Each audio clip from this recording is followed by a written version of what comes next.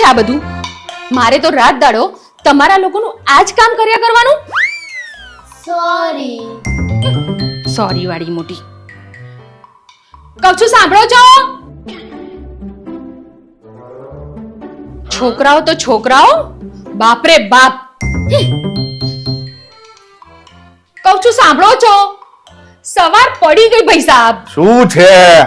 અરે ફટાફટ ઉઠો તો ભાખરી કરું. તો હું ક્યાં તાવડી પર સૂતો છું? તું તારે ભાખરી કર ને યાર. ફીફી બી શેનો કરે છે? છાનવાનો લેસન કરને.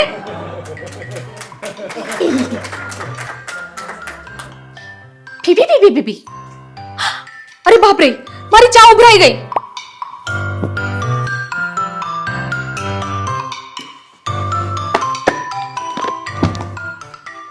જી નહીં, મને એક સવાલનો જવાબ આપ.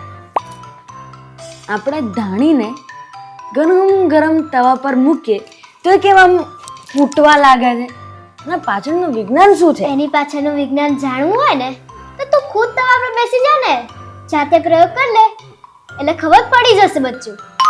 ચાલ મેં તને મેથ્સનો એક સિમ્પલ સવાલ પૂછું. 36 અને 37 એક ક્યારે પણ નથી થઈ શકતા. પૂછ કેમ? કેમ? કેમ કે એ બેના વચ્ચે 36 નો આંકડો હોય છે. ચલ હું તને એક અંગ્રેજીનો સિમ્પલ સવાલ પૂછું. તને અંગ્રેજી તો બહુ આવડે છે ને, તો મને કહે કે ભજીયા અને જલેબીને અંગ્રેજીમાં શું કહેવાય? શું છે તારે? આજે તો મન ફાવે એમ જ કરવાનું છે. કેમ? કેમ કે આજે મંડે છે. મમ્મી, આ જીબી મને લેસન નથી કરવા દેતો.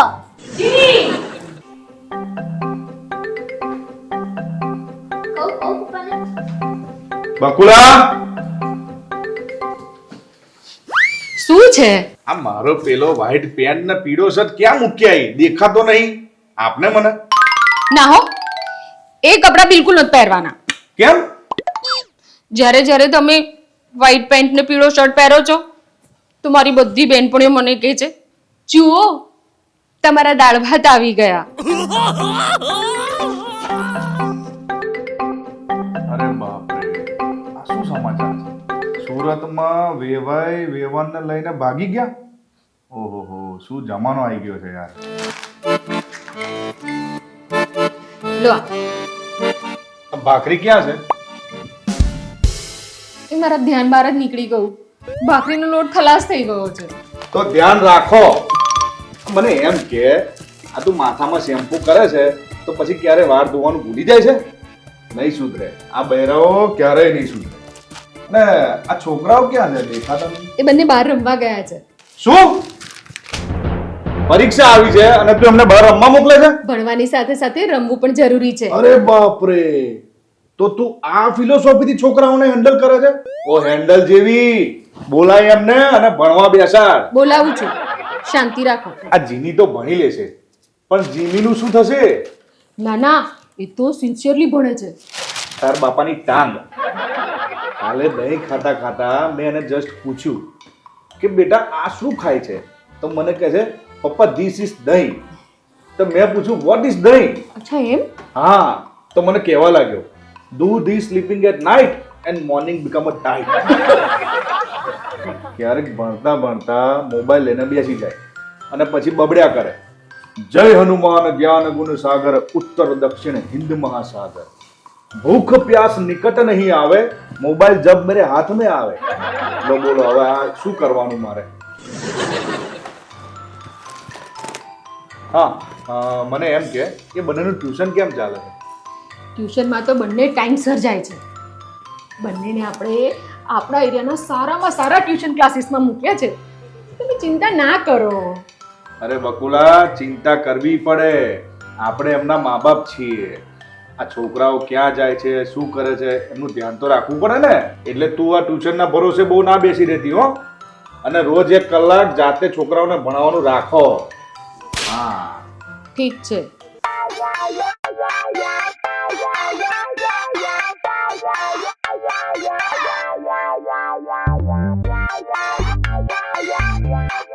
આમણે તો કહ્યું કે છોકરાઓને ભણાવો, પણ શું ભણાવું? એ ફોન મૂક. આખો દિવસ ફોનમાં ગેમ ગેમ ગેમ. તારે ગેમ રમવાની, તારા બાપા મને સંભળાવે. મને ગુજરાતીની ચોપડી આપ.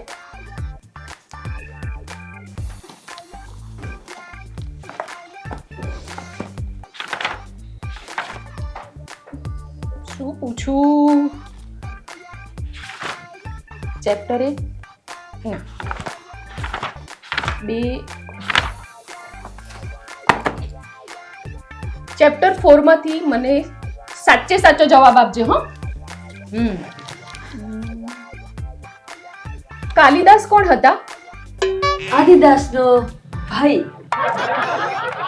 આદિદાસ? આ આદિદાસ વળી કોણ છે? મમ્મી, તને આટલું નહીં ખબર? આદિદાસ પગના બૂટ બનાવવાની બહુ જ મોટી બ્રાન્ડ છે. એ જીમી, કાલિદાસ એક મહાન કવિ હતા, છે અને રહેશે.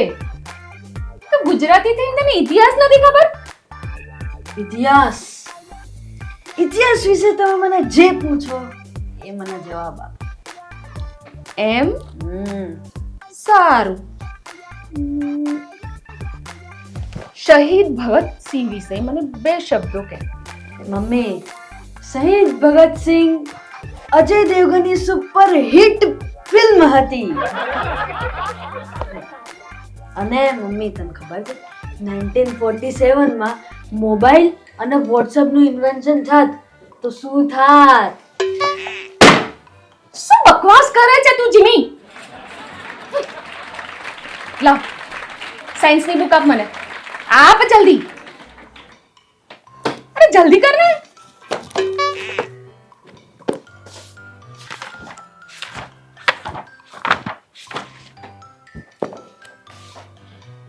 ચેપ્ટર 3 માંથી મને પાણીનો ફોર્મ્યુલા બોલ. CO2 પ્લસ CaSO3 4 ખબર નહીં plus CaLS plus polythene plus CO2. એક લાફો પડશે હમણાં. બિલકુલ ખોટો જવાબ. મમ્મી, આ તો ગટરનું પાણી હતું ને.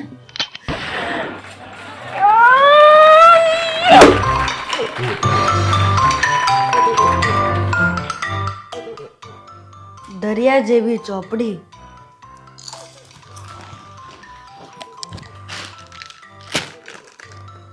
નદી જેવો અભ્યાસક્રમ,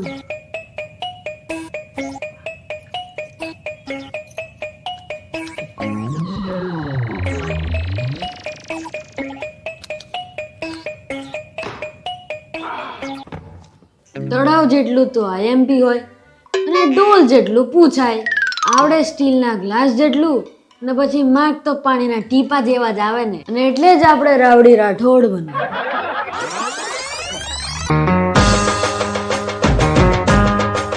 હું જે બોલું છું એ કરું છું, અને જે હું નથી બોલતો એ હું જરા પણ નથી કરતી. એક તો આપણાથી થાય નહીં અને ફાલતુની મગજમારી હું કરું.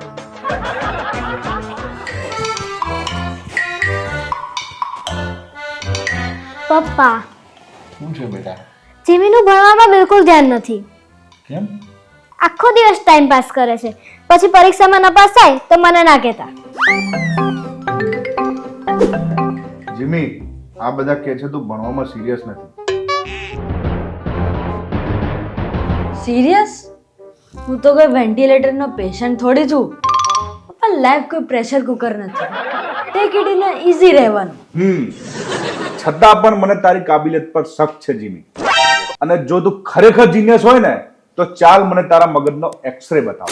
મારા મગજમાં અમુક વાર એવા ખ્યાલો આવે છે કે રસ્તામાં 12 માસ ખાડા કેમ હોય છે? અમદાવાદમાં બ્રિટિશોએ બનાવેલો વિક્ટોરિયા બ્રિજ હજુ સુધી કેમ અડીખમ છે? પુરુષોને માથામાં ટાલ પડી જાય છે પણ સ્ત્રીઓને કેમ નથી પડતી? મચ્છરના મગજની સાઈઝ શું હોઈ શકે છે? પિઝા ત્રિકોણ હોય છે પણ ચોરસ બોક્સમાં કેમ આવે છે? બસ બસ બસ બસ આવા બધા બહુ વિચારો મારા મગજમાં આવતા રહે છે. ઓકે તું થોડી વાર બહાર જા.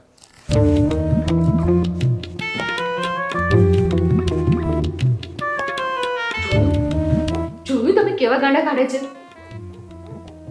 અરે ગાંડા નથી કાઢતો, એ આવતીકાલનો જીનિયસ છે, જીનિયસ. અને બીજો દાખલો આપું ને તો મહાન વૈજ્ઞાનિક પ્રોફેસર હેકિંગ, જેમનું આખું શરીર નકામું હતું અને એમના શરીરનો આખો આધાર માત્ર ને માત્ર વ્હીલચેર ઉપર હતો, જેમણે બ્રહ્માંડના બ્લેક હોલની થિયરી શોધી કાઢી.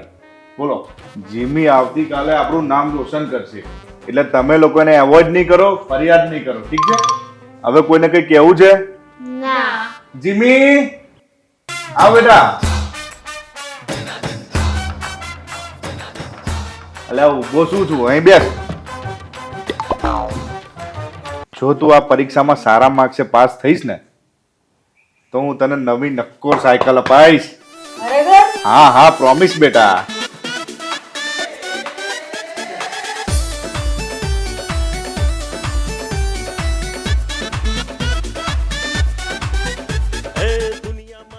જોયું, હું કહેતો હતો ને, દરેક બાળકોને આવી રીતે પ્રોત્સાહિત કરવા જોઈએ, નહીં કે એમને પ્રેશર આપીને ડિપ્રેશનમાં લાવવા જોઈએ.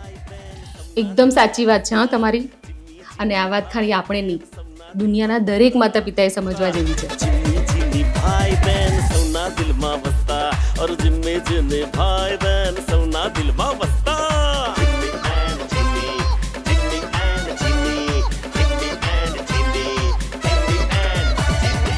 હેલો, કેમ છો મારા ગુજ્જુ મિત્રો? જો અમારો વિડિયો ગમ્યો હોય તો લાઈક કરો, શેર કરો અને સબસ્ક્રાઇબ કરો, અને હા, બેલ આઇકન દબાવવાનું ભૂલતા નહીં. તો જોતા રહો Jimmy and Jimmy comedy show.